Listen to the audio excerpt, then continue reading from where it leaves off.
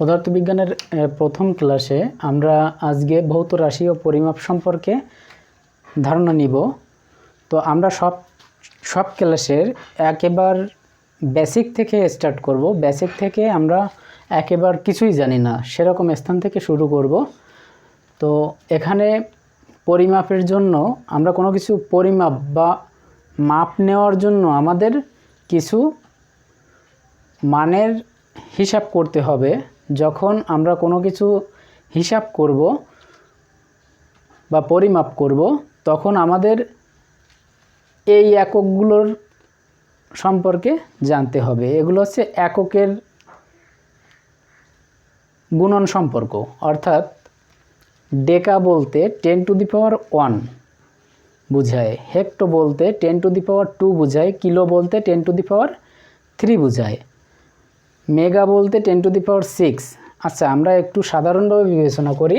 আমরা যদি কোনো কিছু দোকানে ক্রয় করতে যাই তাহলে বলে 1 কেজি আলুর মূল্য এত।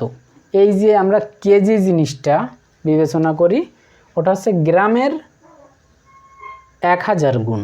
অর্থাৎ এই যে কিলো কথাটা, এই কিলো কথাটা যখন আমরা কেজি হিসেবে লিখি তখন বোঝায় কিলোগ্রাম।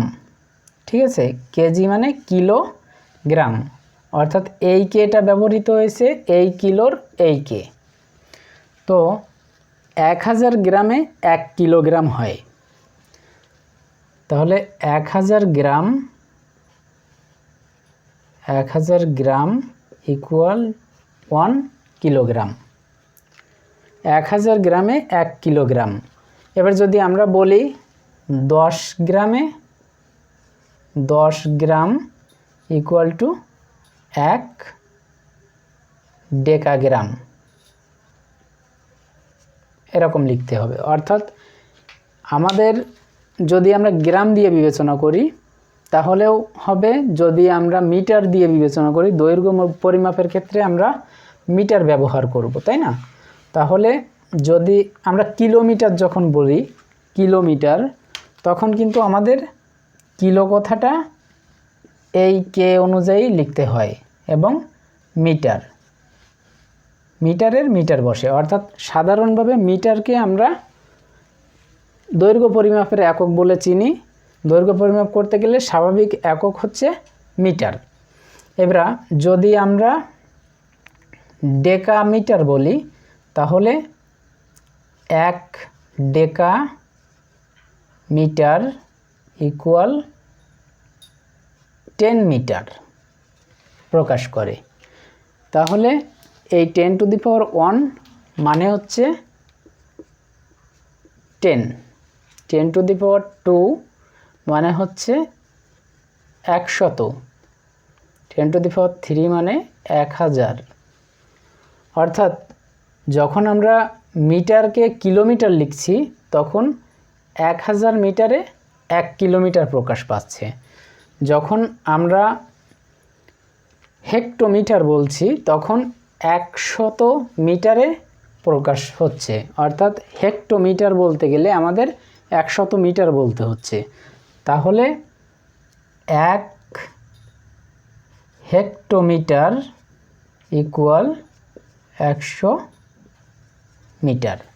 ঠিক আছে, তাহলে আমরা বুঝতে পারছি যে ডেকা বলতে 10কে বোঝায়, হেক্টো বলতে 100কে বোঝায়, কিলো বলতে 1000কে বোঝায়, মেগা বলতে 1000কে বোঝায়। অর্থাৎ এইখানে যে পাওয়ারে যে সংখ্যাগুলো থাকবে একের পরে ততগুলো শূন্য বসবে।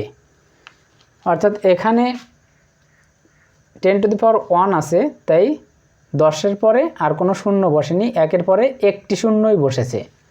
10⁻², একের পরে 2টি শূন্য বসেছে। তাহলে 10⁻⁶ মানে কি তোমরা বলতে পারবে, একের পরে 6টা শূন্য বসবে। তাহলে 10⁻⁶ বলতে একের পরে 6টা শূন্য বসছে।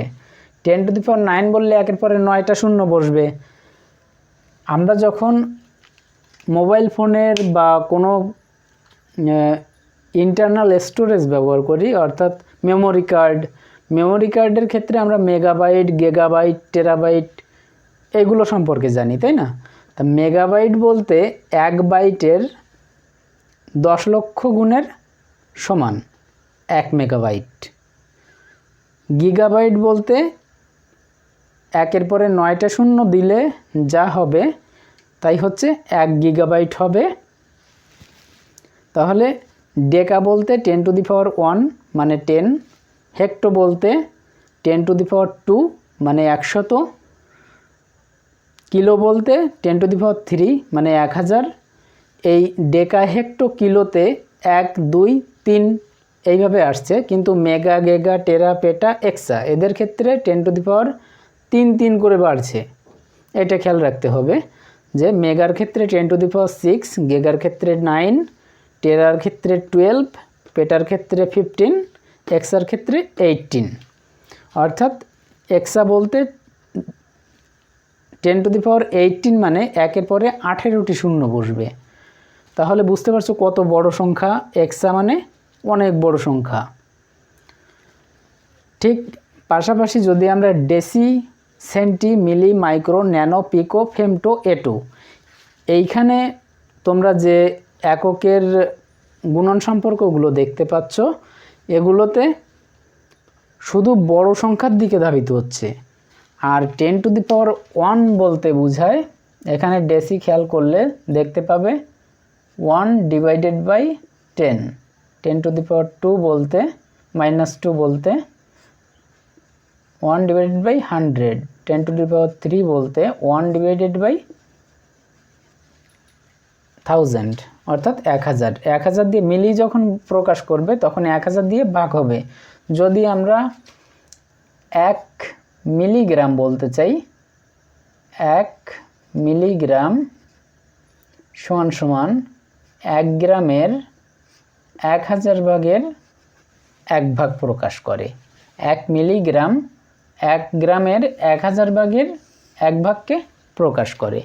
ঠিক সেই রকম যদি মাইক্রো বলা হয় তাহলে 1/, যেহেতু -6 তাহলে 1-এর পরে 6টা শূন্য হবে নিচে। অর্থাৎ 10⁻⁻ সম্পর্ক মানে ভাগ সম্পর্ক, আর 10⁻+ সম্পর্ক মানে গুণন সম্পর্ক। তাহলে মাইক্রোর ক্ষেত্রে 10⁻6 এবং সেটি ভাগ সম্পর্ক।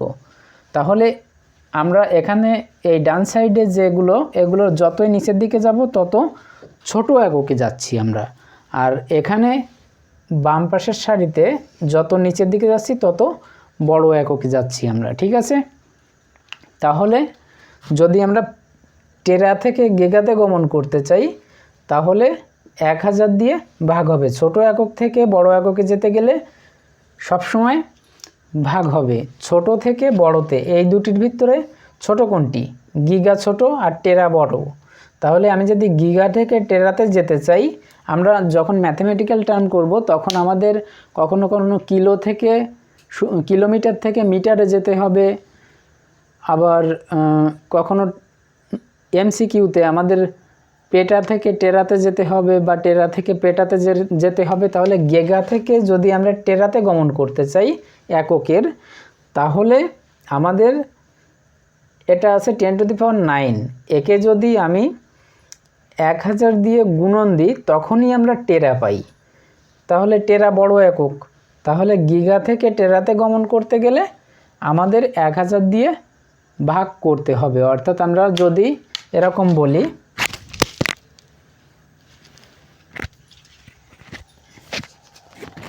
1 টেরাবাইট বা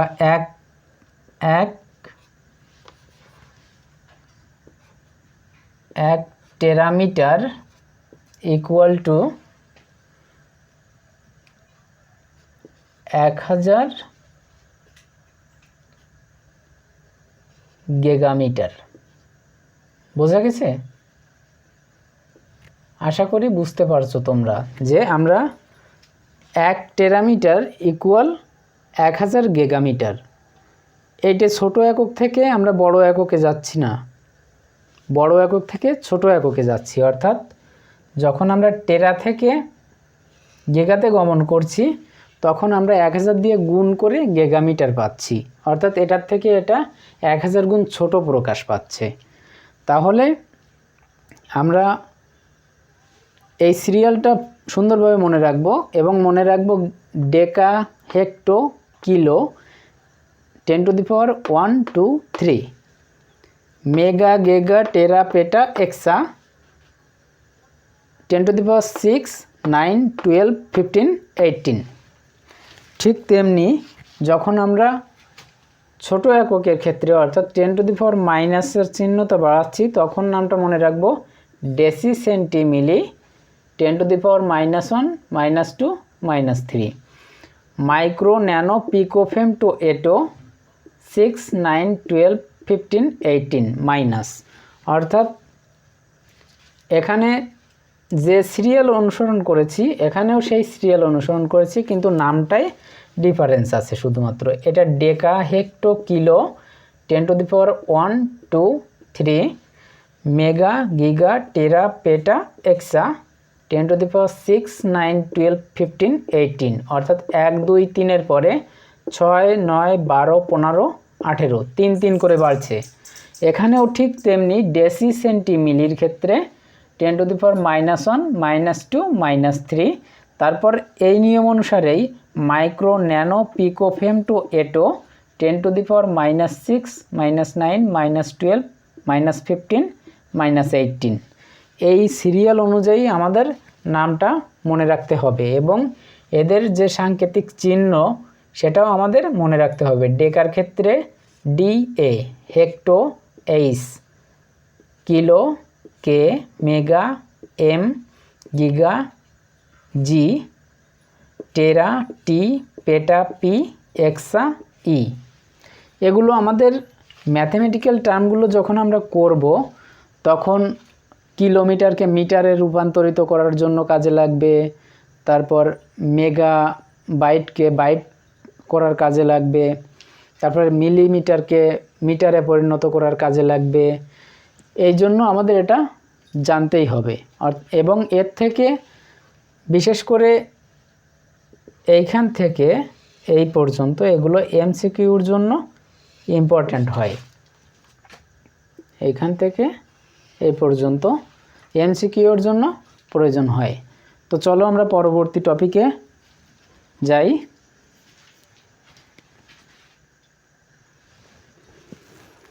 আমরা এখন পদার্থবিজ্ঞানে ব্যবহৃত কয়েকটি ভৌত রাশি সম্পর্কে জানব, অর্থাৎ মৌলিক রাশি। এরা সবাই হচ্ছে মৌলিক রাশি। আমরা মৌলিক ও যৌগিক পদার্থ বা রাশি সম্পর্কে একটু জানি। যেসব রাশিকে আর ভাঙা যায় না, অর্থাৎ দৈর্ঘ্যকে আর ছোট করা যায় না, বা দৈর্ঘ্যের ভিতরে অন্য কোনো উপাদান নেই, এজন্য দৈর্ঘ্যের একক হচ্ছে মিটার, যাকে প্রকাশ করব আমরা এম দিয়ে। ভরের একক কিলোগ্রাম, আমরা কেজি বলে থাকি, তাই না? ভরের একক কিলোগ্রাম। কিলো থেকে আমরা ব্যবহার করি একক হিসেবে কেজি। সময়ের ক্ষেত্রে আমরা সেকেন্ড ব্যবহার করি এবং symbol S.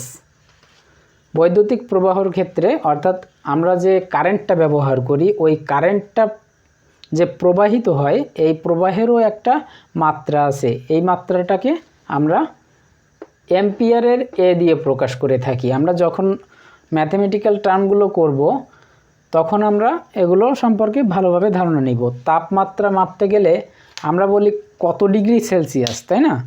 Degree Celsius, Fahrenheit, degree Celsius এবং ডিগ্রি ফারেনহাইট, ডিগ্রি সেলসিয়াস এবং ডিগ্রি ফারেনহাইট বাদে কেলভিন নামে আরেকটি তাপমাত্রার স্কেল আছে। অর্থাৎ তাপমাত্রা পরিমাপের জন্য 3টি স্কেল ব্যবহৃত হয়। আমরা যখন ডাক্তারের চেম্বারে যাই তখন আমাদের যদি তাপমাত্রা পরিমাপ করা হয় তাহলে সাধারণত ডিগ্রি ফারেনহাইটে আমাদের তাপমাত্রা পরিমাপ করে। আবার আমরা যদি পানির স্ফুটনাঙ্ক বিবেচনা করি 1000 ডিগ্রি সেলসিয়াস হচ্ছে পানির স্ফুটনাঙ্ক বা ফোটে। আর আমরা কেলভিন স্কেলটা হচ্ছে ইন্টারন্যাশনাল একটা স্কেল, যেটির মাধ্যমে আমরা মানে পৃথিবীতে সব জায়গায় স্বীকৃত কেলভিন, এই জন্য আমরা কেলভিনটাকে এখানে স্থান দিয়েছি। কিন্তু তাপমাত্রার 3টি স্কেল হয়, অর্থাৎ তাপমাত্রাকে মাপতে গেলে আমরা এই 3টি স্কেলের মানের মাধ্যমে পরিমাপ করি। পদার্থের পরিমাণের একক হচ্ছে মোল। আমাদের এইখানে একটা কনফিউশন কাজ করে যে ভর আর পদার্থের পরিমাণ এর ভিতরে পার্থক্যটা কী। ভরটা হচ্ছে, আমরা ভরটা বিবেচনা করতে গেলে আমরা কোনো কিছু কতটুক পরিমাণে আছে সেটা বিবেচনা করি, কিন্তু পদার্থের পরিমাণ বলতে গেলেও আমাদের ব্রেনে অনেক সময় ভর বিষয়টা চলে আসে। কিন্তু আমরা যখন রসায়নের এক একটা পদার্থের পারমাণবিক ভরগুলো জানব, ওই পারমাণবিক ভরে মূলত পদার্থের এক এক মোল পরিমাণ পদার্থ থাকে। অর্থাৎ এই মোলটাও আমাদের জানতে হবে। পদার্থের পরিমাণের একক মূলত মোল। আর ভরটা হচ্ছে আমরা কোনো কিছুকে যখন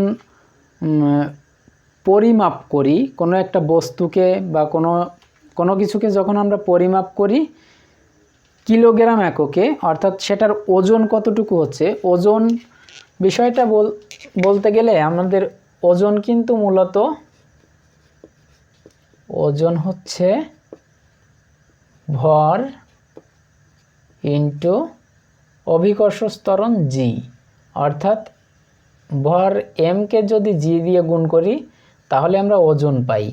কিন্তু ওজন নির্ণয় করতে গেলে আমাদের এক একটা বস্তুর ভরকেও প্রয়োজন পড়ে। অর্থাৎ কোনো একটা বস্তুর ওজন নির্ণয় করতে গেলে আমরা ভরের সঙ্গে অভিকর্ষ ত্বরণ গুণ করে তারপরে ওজন নির্ণয় করতে পারি। এই ভরটা হচ্ছে সেই ভর যেটার ওজন নির্ণয় করতে গেলে আমাদের কাজে লাগে। আর এই মোলটা হচ্ছে পদার্থের একটা নির্দিষ্ট পরিমাণ। যাই হোক, আমরা ম্যাথমেটিক্যাল টার্ম করার সময় বা কেমিস্ট্রি করার সময় এই পদার্থের মোল সম্পর্কে জানতে পারবো। আর দীপন তীব্রতা বলতে মূলত আলোর তীব্রতাকে বোঝানো হয়, এবং সেটাও আমরা যখন আলোর অধ্যায় করব তখন আমরা ক্যান্ডেলা সম্পর্কে জানতে পারবো। অর্থাৎ দীপন তীব্রতা বা আলোর তীব্রতার একক হচ্ছে ক্যান্ডেলা, যেটাকে সিডি দিয়ে প্রকাশ করা হয়। পদার্থের পরিমাণের একক মোল, যেটাকে এমওএল মোল দিয়ে প্রকাশ করা হয়। তাপমাত্রা পরিমাপের 3টি একক বিদ্যমান, এবং এই 3টি স্কেলের ভিতরেও কেলভিন, ডিগ্রি সেলসিয়াস, ফারেনহাইট এদের ভিতরে একটা সম্পর্ক আছে। যাই হোক, আমরা তাপমাত্রার মূল সর্বজন স্বীকৃত একক কেলভিনকে মনে রাখব। সময়ের ক্ষেত্রে আমরা সেকেন্ডকে মনে রাখব। ভরের ক্ষেত্রে আমরা কিলোগ্রামকে মনে রাখব। দৈর্ঘ্যের ক্ষেত্রে আমরা মিটারকে মনে রাখব। এ বাদে আমাদের 3টি মৌলিক রাশির মাত্রা মনে রাখতে হবে। সে 3টি হলো এই প্রথম 3টি। দৈর্ঘ্যের মাত্রা বড় হাতের এল, ইংরেজি বড় হাতের ফ্রন্ট যেটা সেটা এল, কেননা দৈর্ঘ্য এর ইংরেজি শব্দ হচ্ছে লেন্থ। সেই লেন্থ থেকে বড় হাতের এল দিয়ে আমরা দৈর্ঘ্যকে বুঝি। দৈর্ঘ্যের মাত্রা বড় হাতের এল। ভরের মাত্রা বড় হাতের এম। কেন? কারণ ভর হচ্ছে মাস ইউনিট, এজন্য এম ব্যবহার করা হচ্ছে। সময়ের মাত্রা হচ্ছে টি, টাইমের টি ব্যবহার হচ্ছে। এই 3টি মাত্রা শিখলে আমাদের চলবে। এই মাত্রা কেন লাগবে? যখন আমরা গতি সম্পর্কিত কোনো সূত্রকে বুঝতে চাইব যে আমার সূত্রটা সঠিক হলো নাকি সঠিক হলো না, তখন আমরা মাত্রা বিশ্লেষণের মাধ্যমে একটা সূত্রের সঠিকতা যাচাই করতে পারবো। তো দৈর্ঘ্যের মাত্রা এল, ভরের মাত্রা এম, সময়ের মাত্রা টি। আমি ক্লাসে যেগুলো দেখাবো সেগুলো নোট ডাউন করলে আশা করি আর বইও পড়া লাগবে না। যাই হোক, তোমাদের এগুলো নোট ডাউন করার দায়িত্ব থাকলো, এবং যেগুলো আমি আলোচনা করেছি সেগুলো কিছু কিছু মনে রাখলেই তোমাদের চলবে। তো আমরা পরবর্তী টপিকে যেতে গেলে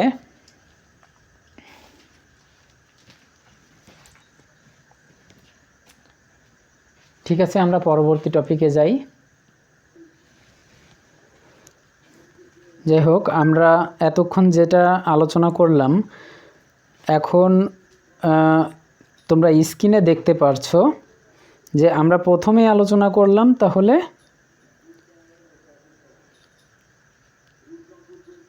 ইউনিটে ব্যবহৃত গুণিতক বা উপসর্গগুলো, যেটি তোমরা এখন সরাসরি স্ক্রিনে দেখতে পাচ্ছ। যে ডেকা বলতে কি ডেকা, hecto, kilo, mega, giga, tera, peta, এক্সা। আর ডেসি, সেন্টি, মিলি, মাইক্রো, ন্যানো, পিকো, ফেমটো, এটো, এগুলো তোমরা এখন স্ক্রিনে দেখতে পাচ্ছ। তো এগুলো নোট ডাউন করতে হবে। তারপরে পরবর্তী টপিকে আমরা 7টি ভিন্ন ভিন্ন রাশির একক সম্পর্কে জানলাম এবং 3টি রাশির মাত্রা মুখস্থ করার জন্য বললাম, প্রথম 3টি। আর এবার তোমরা স্ক্রিনে যেটা দেখতে পাচ্ছ যে দূরত্ব মিটার, অর্থাৎ এখানে অনেক বড় থেকে অনেক ছোট দূরত্ব। নিকটতম গ্যালাক্সি, আমরা যে মিল্কওয়ে গ্যালাক্সিতে বসবাস করি, এই মিল্কওয়ে গ্যালাক্সির পার্শ্ববর্তী যে গ্যালাক্সি সেটির দূরত্ব 6 × 10⁻19, অর্থাৎ 10⁻19। নিকটতম নক্ষত্র, যেটা আমাদের পৃথিবীর নিকটতম নক্ষত্র, সেটি হচ্ছে 4 × 10⁻16। সৌরজগতের ব্যাসার্ধ, অর্থাৎ সূর্যকে কেন্দ্র করে যে গ্রহ উপগ্রহ ঘুরে, এর টোটাল ব্যাসার্ধ 6 × 10⁻12। আমাদের পৃথিবীর ব্যাসার্ধ 6 × 10⁻6। এভারেস্টের উচ্চতা 9 × 10⁻3। ভাইরাসের দৈর্ঘ্য 1 × 10⁻8। হাইড্রোজেন পরমাণুর ব্যাসার্ধ 5 × 10⁻11। প্রোটনের ব্যাসার্ধ 1 × 10⁻15। আর ডান সাইডে তোমরা দেখতে পাচ্ছ অনেক বড় থেকে অনেক ছোট ভর। আগেরটা আমরা দূরত্ব বিবেচনা করেছি, এবার ভর বিবেচনা করছি। আমাদের যে গ্যালাক্সি মিল্কওয়ে গ্যালাক্সি, তার ভর হচ্ছে 2 × 10⁻41। সূর্যের ভর 2 × 10⁻30। পৃথিবীর ভর 6 × 10⁻24। আর যেগুলো দেখতে পাচ্ছ ওর ভিতরে আমাদের ইলেকট্রনেরটা পড়তে হবে। ইলেকট্রনেরটা একেবারে নিচে। ইলেকট্রনের ভর হলো 9 × 10⁻31। তো আমরা আজকের সর্বশেষ টপিকটা একটু দেখি, যে আমাদের পরিচিত কিছু কিছু জিনিসের ক্ষেত্রে দূরত্ব কত মিটার আমাদের এই পৃথিবী থেকে, বা কোনো কিছুর আকার কত বড়, আর কোনো কিছুর ভরটা কতটুকু, সেই সম্পর্কে আমরা একটু একটু করে জানি। চলো, এগুলো সাধারণত এমসিকিউ প্রশ্নের জন্য বেশি কাজে লাগবে। আর পৃথিবীর ভরটা আর ইলেকট্রনের ভরটা আমাদের ম্যাথমেটিক্যাল টার্মের জন্য লাগবে, তাই এটা মুখস্থ রাখাটাই বেশি ভালো হবে। আর সৌরজগতের পৃথিবীর ব্যাসার্ধ, যেটা হাইড্রোজেন পরমাণুর ব্যাসার্ধ, যেটা ভাইরাসের দৈর্ঘ্য। আচ্ছা, ঠিক আছে, এই যে 4টে আমি মার্ক করে দিলাম, এই 4টে আমাদের ম্যাথমেটিক্যাল টার্মের জন্য গুরুত্বপূর্ণ। বাদ বাকি এখানে যেগুলো উপস্থিত আছে, এখানে আমি বই থেকে সবগুলো দেয়নি, তোমরা বুঝতে পারছো। আর এইখানে মোটামুটি সবগুলোই এমসিকিউ এর জন্য ইম্পর্ট্যান্ট। তো এদের সবার ক্ষেত্রে একক হবে মিটার। এখানে দেখতে পাচ্ছ দূরত্বের একক মিটার। তো আমরা কোনো কিছু দূরত্ব মাপতে গেলে মিটার এককে মাপি। সাধারণত আমরা সেন্টিমিটার, মিলিমিটারেও পরিমাপ করি, আমরা করব। স্ক্রু গজ ও স্লাইড ক্যালিপার্স সম্পর্কে আমাদের গুরুত্বপূর্ণ ক্লাস থাকবে, সেখানে আমরা অনেক ছোট ছোট দৈর্ঘ্য, ব্যাস এগুলো নির্ণয় করব। তো আমাদের নিকটতম গ্যালাক্সি 6 × 10⁻19 মিটার, নিকটতম নক্ষত্র 4 × 10⁻16 মিটার, সৌরজগতের ব্যাসার্ধ 6 × 10⁻12 মিটার, পৃথিবীর ব্যাসার্ধ 6 × 10⁻6 মিটার, এভারেস্টের উচ্চতা 9 × 10⁻3 মিটার, মানে কি প্রায় 9 কিলোমিটার। আমরা এই যে কিলো জিনিসটা শিখলাম একটু আগে, সেটা এই যে 10⁻3 থাকলে এইটার সঙ্গে কিলো কথাটা জুড়ে দিলেই আমাদের 10⁻3 বোঝায়। আর যদি আমরা মেগামিটার বলি তাহলে এইটা দেখো 6 মেগামিটার। ঠিক আছে, একটু আগে যেটা শিখলাম সেটাকে এইভাবে অ্যাপ্লাই করতে পারি। এভারেস্টের উচ্চতা 9 × 10⁻3 মিটার, ভাইরাসের দৈর্ঘ্য এটা দেখো মাইনাসে চলে যাচ্ছে 1 × 10⁻8 মিটার, এরা সবাই মিটার এককেই আছে এখানে। হাইড্রোজেন পরমাণুর ব্যাসার্ধ 5 × 10⁻11 মিটার, প্রোটনের ব্যাসার্ধ 1 × 10⁻15 মিটার। তাহলে এগুলো ইম্পর্ট্যান্ট, আমাদের মুখস্থ রাখতেই হবে, কেননা এমসিকিউতেও আসে। আর এই দুইটা আমাদের ম্যাথমেটিক্যাল টার্মে অনেক সময় দেওয়া থাকে উদ্দীপকে, আবার কোনো সময় দেওয়া থাকে না। তাই আমরা এখান থেকে সবগুলোই মুখস্থ করার চেষ্টা করব। যেগুলো মুখস্থ করতে হবে সেগুলো মুখস্থই করতে হবে, এখানে কোনো শর্টকাটের কোনো ব্যবস্থা থাকবে না। চেষ্টা করতে হবে, চেষ্টা না করলে, একবার চেষ্টা করলে না পারলে আবারও চেষ্টা করতে হবে। এইবার আমরা কিছু জিনিসের ভর, কেজি এককে কিছু জিনিসের ভর আমরা একটু দেখি। আমাদের যে গ্যালাক্সিটা, অর্থাৎ আমাদের মিল্কি ওয়ে গ্যালাক্সি, যে গ্যালাক্সিতে আমাদের পৃথিবীর অবস্থান, সেখানে আমাদের গ্যালাক্সির ভরটা কতটুকু? 2 × 10⁻41, অর্থাৎ 10⁻41, অর্থাৎ 1-এর পরে 41টে শূন্য দিলে তাকে 2 দিয়ে গুণ করলে যা হবে তত কেজি হচ্ছে আমাদের গ্যালাক্সির ওজন। সূর্যের ওজন কতটুকু? ওজন না, সরি, ভর। ওজন বলতে গেলে আমাদের ডব্লু দিয়ে ওজনকে প্রকাশ করা হবে এবং ভর গুণ অভিকর্ষ ত্বরণ দিয়ে ওজন করতে হবে, কিন্তু এখানে ভর অর্থাৎ কেজি এককে, ওজনের একক নিউটন হয়ে যায়। যাই হোক, আমরা ও ব্যাপারে পরে আলোচনা করব, কিন্তু আমরা এখানে ভর বিবেচনা করছি। আমাদের নিজেদের যে মিল্কি ওয়ে গ্যালাক্সি সেটির ভর 2 × 10⁻41 কেজি, সূর্যের ভর 2 × 10⁻30 কেজি, পৃথিবীর ভর, এটা ইম্পর্টেন্ট, আমাদের ম্যাথমেটিক্যাল টার্মের জন্যও লাগবে, ম্যাথ করার সময় লাগবে, ফিজিক্সে যখন ম্যাথ করব। ইলেকট্রনের ভর 9 × 10⁻31, এইটা এমসিকিউতেও আসতে দেখা যায়, আর আমাদের অঙ্ক করতেও কাজে লাগবে। তাই এগুলো তো আমাদের মুখস্থ করার চেষ্টা করতে হবে, চর্চা করতে করতে অবশ্যই মুখস্থ হয়ে যাবে।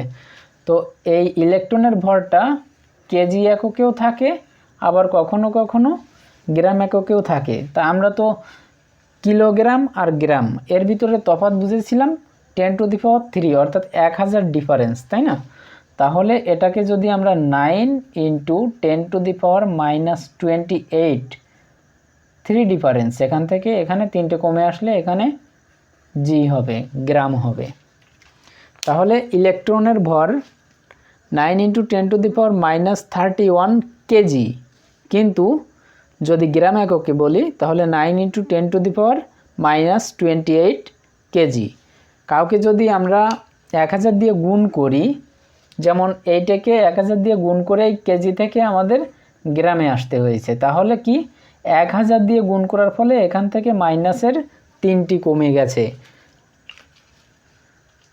তো আজকের ক্লাস এই পর্যন্তই আমি করতে চাচ্ছি, কেননা আমরা অনেক বড় একটা জার্নিতে যাব, অর্থাৎ আমরা 6 মাসের ভিতরে আমাদের পুরো কোর্সটি কমপ্লিট করব। তাই অতিরিক্ত প্রেশার নিয়ে পড়াশুনো করাটা আমি মনে করি না ভালো হবে। তার থেকে আজকে যে 3টি টপিক দিলাম, আমাদের পদার্থবিজ্ঞানের সামনের ক্লাস হবে খুব সম্ভবত রবিবার সামনের। এর ভিতরে আমরা পুরো যে 3টি টপিক নিয়ে আজকে আলোচনা হলো, সবগুলো এর ভিতরে মুখস্থ করার চেষ্টা করব। আর অভিভাবকদের জন্য আমার কিছু পরামর্শ, যে আপনি অনলাইনে এই ক্লাস দেখার সুযোগ পাচ্ছেন, আপনি আপনার সন্তানের পাশাপাশি বসে কি নোট ডাউন করতে বলছি, অর্থাৎ আমি যেগুলোই পড়ালাম এগুলো সব নোট ডাউন করবে, এগুলোই পড়বে, এর বাইরে থেকে আর কিছুই পড়া লাগবে না। আমি আপনাদেরকে এতটুকু কথা দিতে পারি যে সে অবশ্যই আমার ক্লাস থেকে উপকৃত হবে, এবং তাকে আমি যদি আমার কথা মতো তাদেরকে পড়াতে পারেন, আমি অল্প অল্পই পড়া দিব, যতটুকু পড়া দিব ততটুকু যদি পড়াতে পারেন তাহলে অবশ্যই তারা ভালো রেজাল্ট করবে এবং এ প্লাস নিশ্চিত থাকবে তাদের। তো শুধু এ প্লাস নিশ্চিত থাকাটাই আসল বিষয় নয়, আমাদের সব কিছু জানতে হবে। তাই রসায়ন এবং পদার্থবিজ্ঞানের সব কিছু ক্লিয়ারলি জানার জন্য ক্লাসগুলো দেখতে হবে, প্লাস ক্লাসের টপিকগুলোকে নোট ডাউন করতে হবে বা খাতায় লিখে রাখতে হবে। যদি এই অভ্যাসটুকু করা যায় তাহলে ভালো রেজাল্ট নিশ্চিত করা যাবে। তো ধন্যবাদ সবাইকে, ভালো থাকবেন।